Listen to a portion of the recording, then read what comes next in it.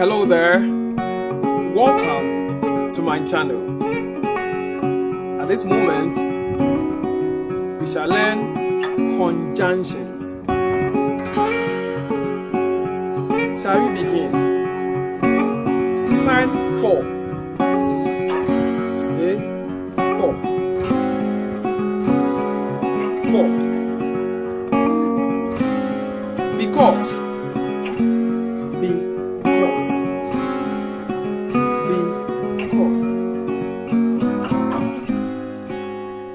End. You have the end hand shape and you say end. End. End.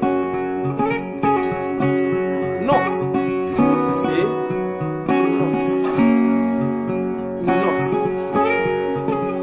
But. Or to show difference, you say but. Different. But. Or is spelled, you say O-R for or. Yet, spelled with a Y shape, and it is sent forward. So you say yet. Yet. So, signed so. So.